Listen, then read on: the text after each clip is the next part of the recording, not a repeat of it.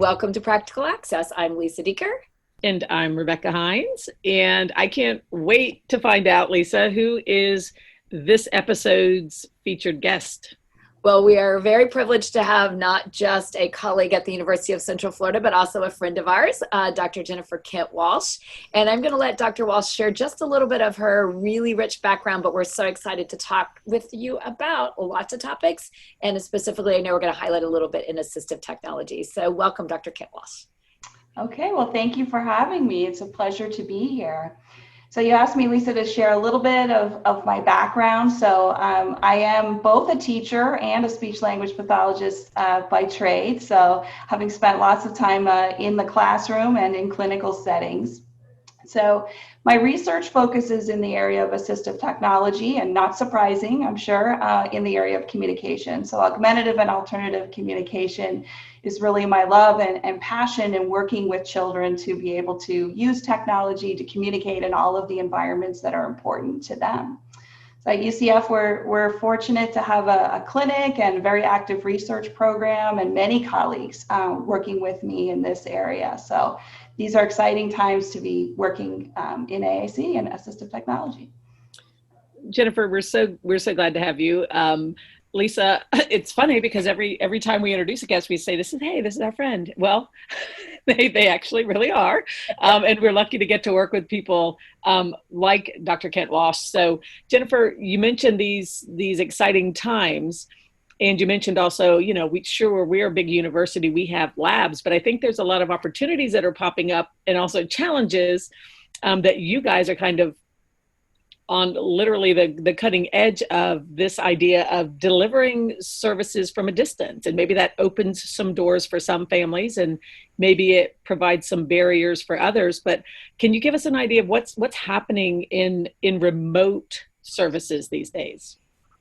Sure. Well, this is something when it comes to telehealth or teleeducational service delivery that we've been all thinking about for many years and sort of dabbling in. But of course, in this COVID age, we're really pushed into, okay, tomorrow we start providing services in a remote format. So using Zoom, for example, so that we're able to not just be providing telephone access, but to actually see clients that we're working with, families, students. And, in some cases that is something on a computer like Zoom, or in other cases that is just using an iPhone or an Android phone, what have you, where we can actually have video access. So we think that that's a really important element of having that connection in working with people. I just had an opportunity yesterday to run some analysis of parent surveys at a local agency that does provide those kind of services, and was asking parents, what's going well with this idea of telehealth and online services. And several parents responded that, bringing those services into the home actually helps them as parents understand what types of tools and strategies they can use with their own children. Is this something that you're seeing in your field?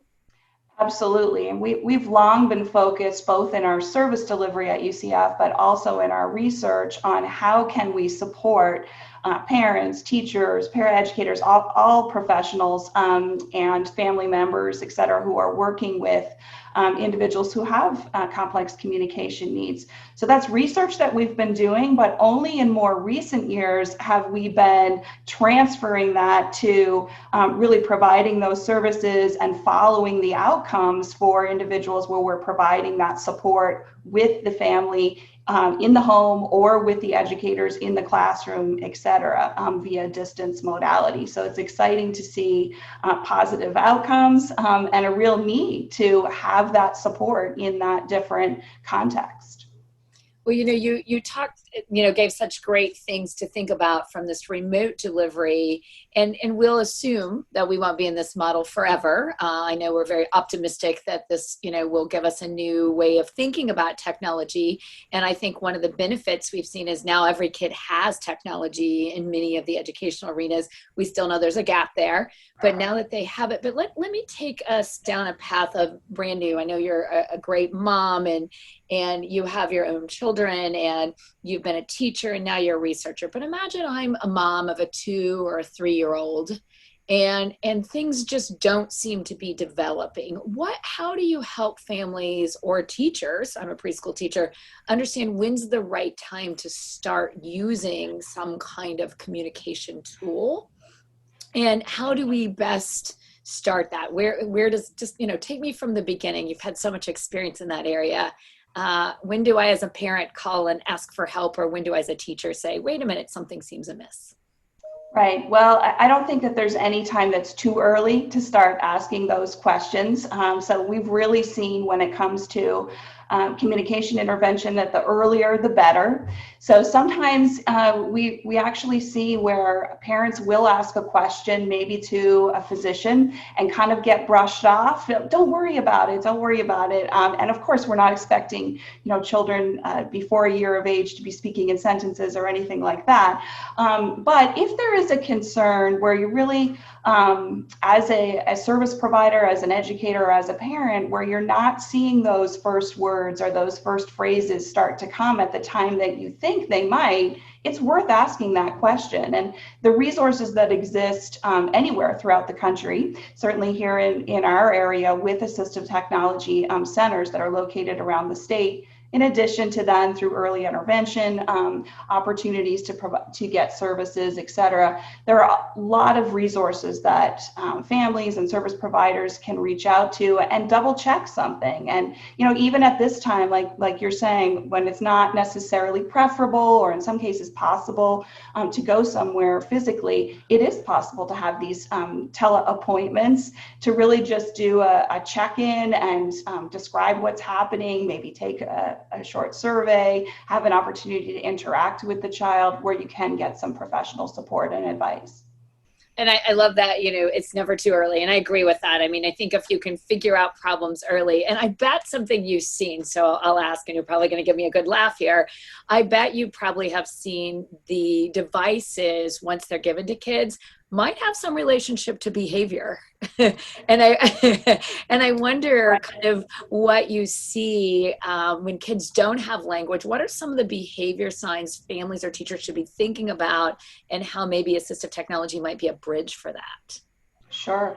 Well, of course, it can become very frustrating very quickly, particularly for a young child when they're trying to communicate something and they think they're being clear in many cases. And when their only outlet is to maybe tantrum or do something that is less desirable that the family member or the caregiver service provider is not really looking for, but they are trying to communicate something to you. So we often see challenging behaviors really decrease when we're able to put in place some technology to support effective communication. And I think it's important to remember that kids don't have to be reading and writing and able to type out sentences to use technology to communicate.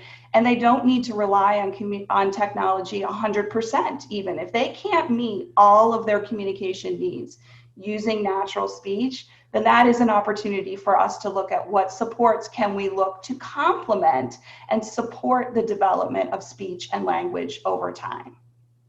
So, Jennifer, that's great information. And, that idea of behavior is a form of communication.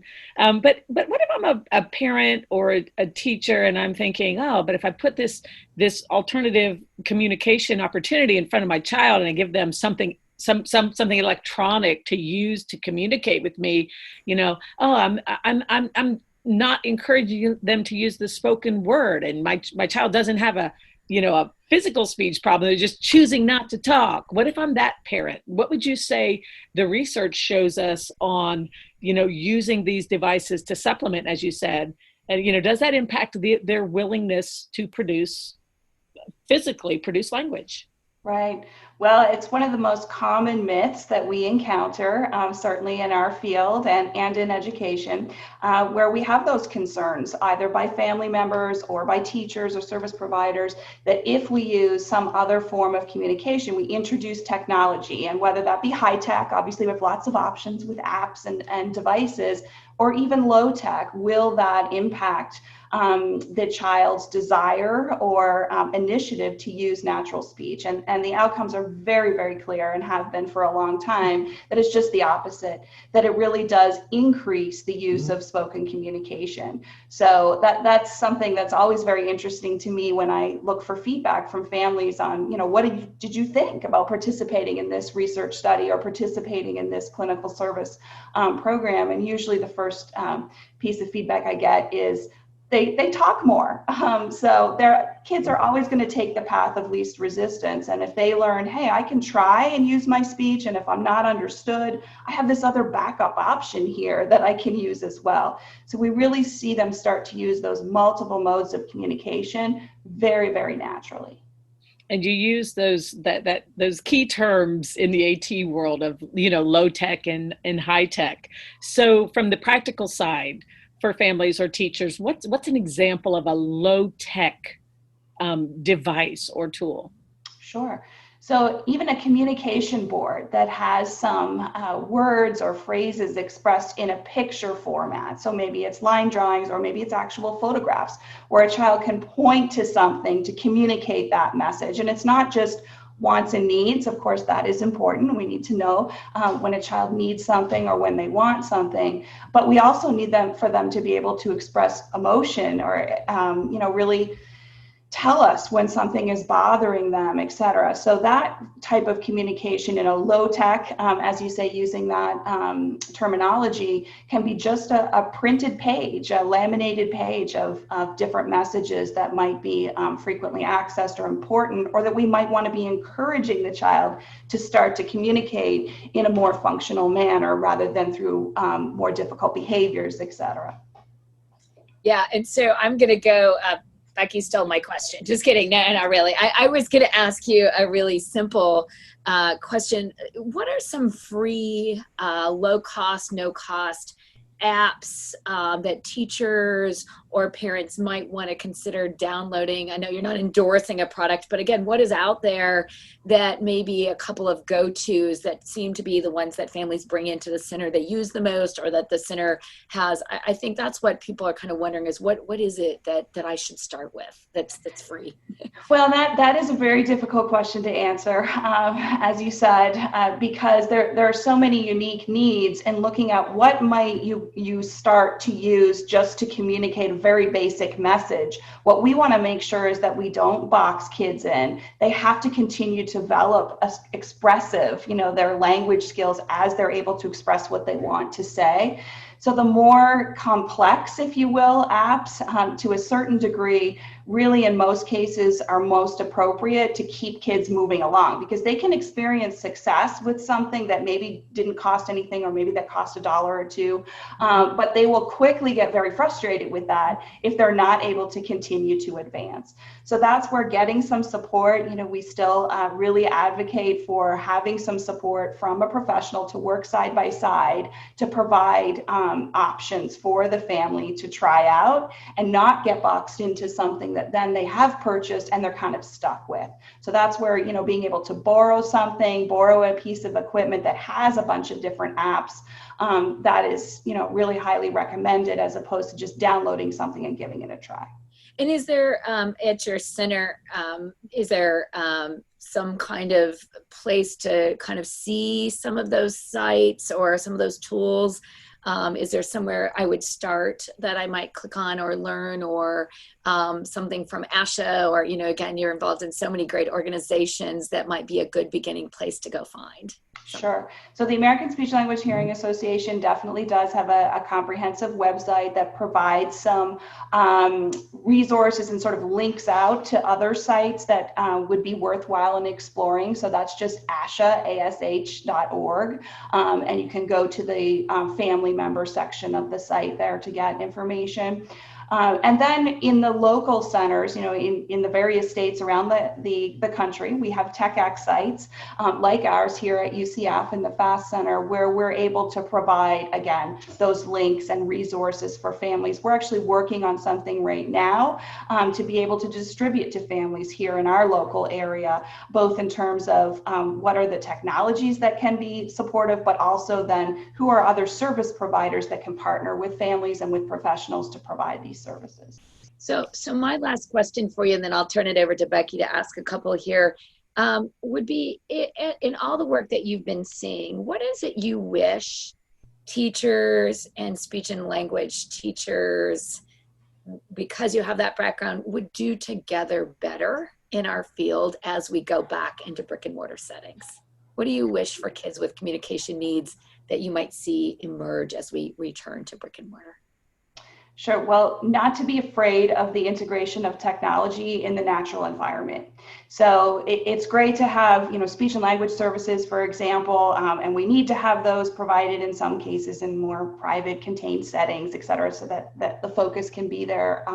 But the daily use of the communication in those settings that really make a difference for the child, that's what's important. That's where they experience the power of communication. So that partnership between the professionals and the family is really where the magic happens. So I think that would be my biggest wish, is really that ongoing communication and looking at how can we immediately apply any technologies that we're trying in an environment that means something to the child. Thanks. And then kind of circling back to this idea of, the low tech, the high tech, and basically the expense of special equipment for kids.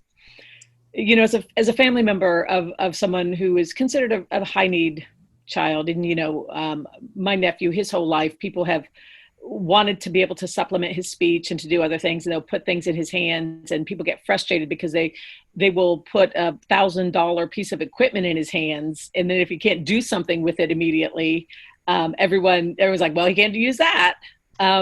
So just thinking about the big picture, but from both ends, from the families and the therapists and the teachers, what would you say is a specific recommendation as you're trying to help someone use new equipment?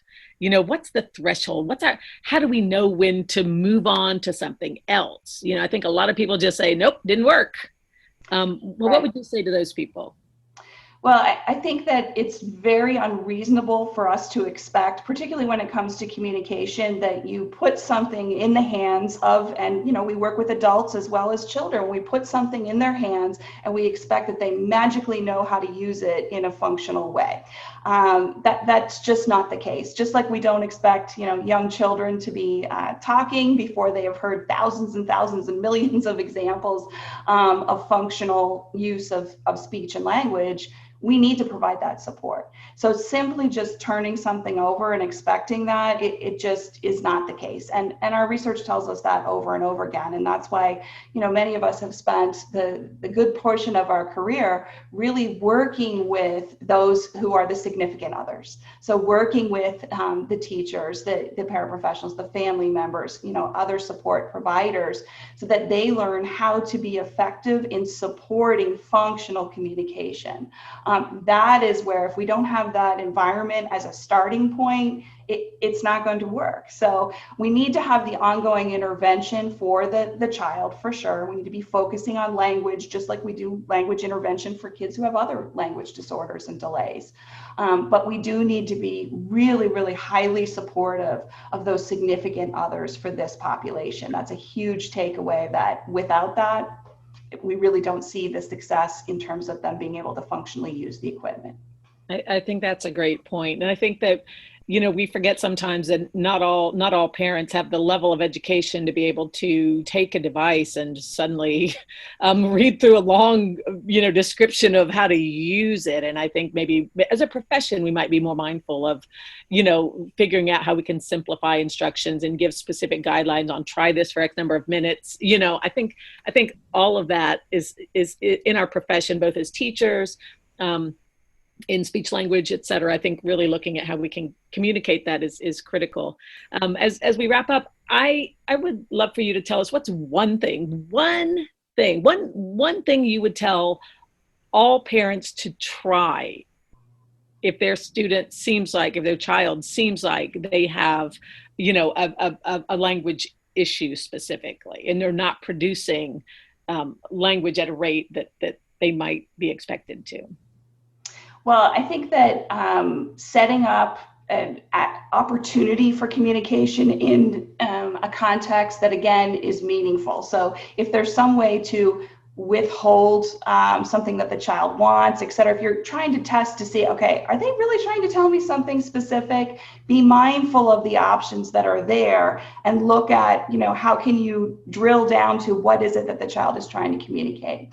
But if there's that, coming back to, as we discussed earlier, if there is that concern, really reaching out to get some support through teachers, through speech pathologists, et cetera, to have the support and looking more closely at what's going on, because sometimes, a very short course of intervention can yield some very significant changes when it comes to how the person is able to, or how the child is able to functionally communicate. Thanks.